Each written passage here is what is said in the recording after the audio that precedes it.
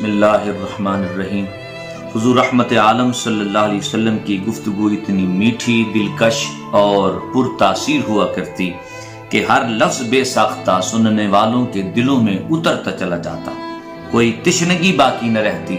हुजूर इतना लंबा कलाम न करते कि लोग उकता जाएं और ना ही इतना मुख्तसर कलाम करते कि लोगों को समझ ना आ सके। इमाम तिरमिज़ी ने इस हदीस को लिखा है कि हज़रत आयशा सिद्दीक़ा रज़ी अल्लाह ताला अन्हा फरमाती हैं कि रसूलुल्लाह सल्लल्लाहु अलैहि वसल्लम तेजी से मुसलसल कलाम नहीं फरमाते थे, बल्कि आपके कलाम करने का अंदाज ये होता कि हर कलमा जुदा और वाज़ेह होता कि सुनने वाला, पास बैठने वाला उसको याद कर लेता। बल्कि दूसरी हदीस में आता है कि कोई गिनना चाहता लफ्जों को तो गिन सकता, इतना ठहर ठहर के हुजूर कलाम करते।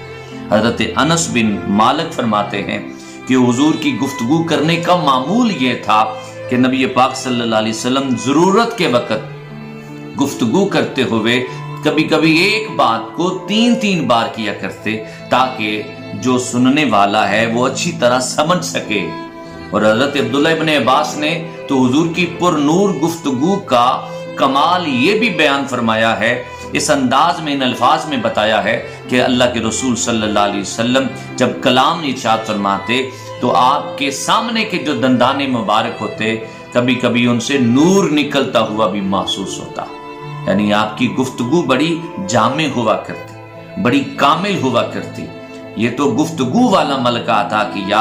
एक और चीज जो मैंने पढ़ी, अल्लामा सावी मालिकी रहमतुल्लाहि ताला अलैह, आप क्या फरमाते हैं?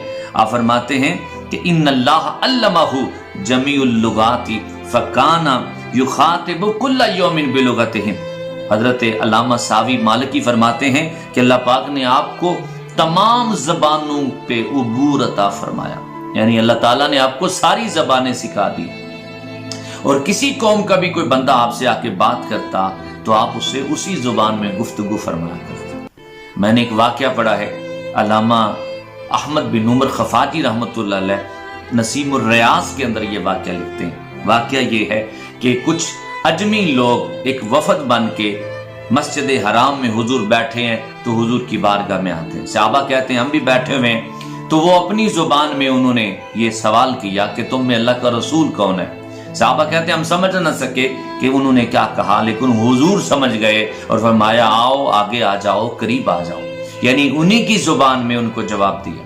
फिर वो हुजूर के पास बैठे, हुजूर से गुफ्तगू की, मेरे आका कौनैन ने उसी जुबान में उनसे उनका जवाब देते रहे, गुफ्तगू फरमाते रहे।